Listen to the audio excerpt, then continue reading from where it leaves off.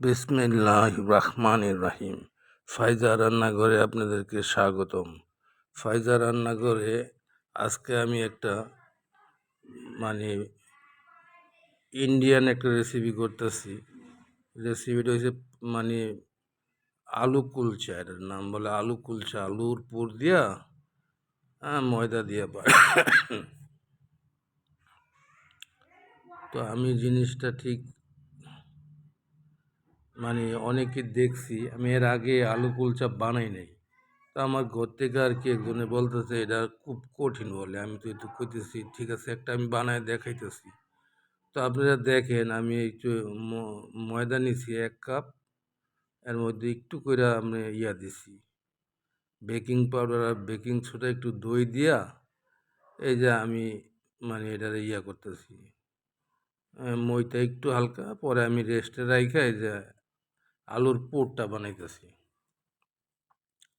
এই দেখেন, আলুর পুরটা বানানোর জন্য আলুটা আমি গ্রাইন্ডার দিয়া গ্রাইন্ড করে নিতেছি। তো এটা একটা চ্যালেঞ্জের মতোই আর কি। আমারে বলছে এটা বলে সম্ভব না, পানির মধ্যে বাজা সম্ভব না। তো আমি বলছি ঠিক আছে, আমি দেখাইতেছি। হ্যাঁ, সবাই পারে, তাহলে চেষ্টা করার দোষ কি? এই যে দেখেন, আমি আলুটার মধ্যে কি কি দিতেছি, এনে পেঁয়াজ দিছি, আর এই যে এখানে আমি বিট লবণ দিলাম।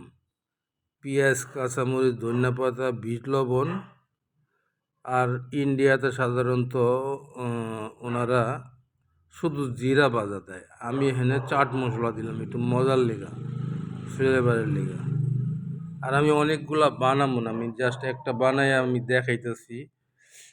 আমারটা আপনারা একটু খেয়াল করে দেখেন, আপনারা বইলেন এটা কি আমার দিয়ে সম্ভব কিনা বানানো আলু কুলচা। এই যে দেখেন, আমি রুটিটা ভালো করে পরে ময়দাটা মইথা সুন্দর করে আমি এই যে এখন একটু বেকাতেরা হইলেও সমস্যা নাই। আর এটা আলু কুলচা একটু এবড়ো খেবড়োই হয়। হ্যাঁ, যাই হোক, আপনারা দেখেন ফিনিশিংয়ে ঠিক হয়ে যাব।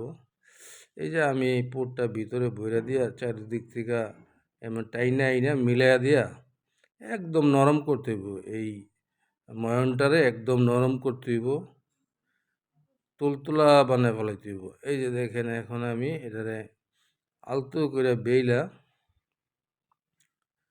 প্যানের মধ্যে দিয়ে দিম, পানির মধ্যে।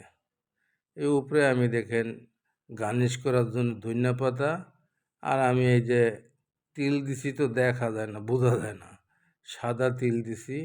আর কালো তিল হইলে হয়তো আপনারা দেখতে পারতেন, বোঝা যাইত। তো যাই হোক, আমি চেষ্টা করছি। এখন এই যে আমি প্যানের মধ্যে একটু পানি দিয়ে দিছি। এই জন্যে ভাই আপনাদের কাছে দোয়া করি, দোয়া চাই, মাপ করি, মাপ চাই। দুনিয়া ক্ষণস্থায়ী, আখেরাত চিরস্থায়ী। হ্যাঁ, আপনারা দেইখা একটু বইলেন, আর আমার ফাইজা রান্নাঘর চ্যানেলটা সাবস্ক্রাইব করে দিয়েন। আর এই রেসিপিটা আমি যদি আপনারা পূর্ণাঙ্গভাবে দেখতে চান, এটা কিভাবে সস দিয়া কি কি সস দিয়া খায়, তাইলে আপনারা কমেন্টে জানাইলে আমি ইনশাল্লাহ পুরাপুরি একটা রেসিপি তৈরি করে আপনাদেরকে দেখাবো। এই যে দেখেন, আমি পানি শুকায় গেছে, আমি এখন উল্টাই দিতেছি। হ্যাঁ, এটা এইভাবেই বানায়, এইভাবেই এটা সুন্দর হয়। এই যে এখন আমি উপরে হালকা একটু ঘি ব্রাশ করে দিতেছি। তো বাটার দেয়, ঘি দেয়, যে যেরম সম্ভব এরম দেয়। আমি একটু ঘি ব্রাশ করে দিতেছি। এই যে উল্টা পিছও ব্রাশ করে দিতেছি। প্লিজ আমার ফায়জা রান্নাঘরটা আপনারা সাবস্ক্রাইব করে দিয়েন। ফায়জা রান্নাঘরের সাথে থাইকেন। ফেসবুক পেজে যদি দেখেন তাহলে ফলো দিয়েন, লাইক দিয়েন, কমেন্টে আপনাদের মতামত জানায়েন।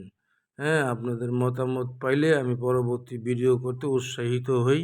হ্যাঁ, মোটিভেট হই, ভালো লাগে। এই জন্যে আমি দোয়া করি, আল্লাহ সবাইকে আপনি দিনদার, ইমানদার, ফরেজগার বানায় দেন। আল্লাহ বাংলাদেশের মধ্যে মুসিবত আইতেছে, মুসিবত থেকে আমাদেরকে হেফাজত করেন। আসসালামু আলাইকুম রহমতুল্লাহি বরকাতুহু। এ জান্নাতুল ফেরদৌসু, হে আল্লাহ প্রত্যেকটা বাঙালি, প্রত্যেকটা মুসলমানকে আপনি হেফাজত করেন। আমিন।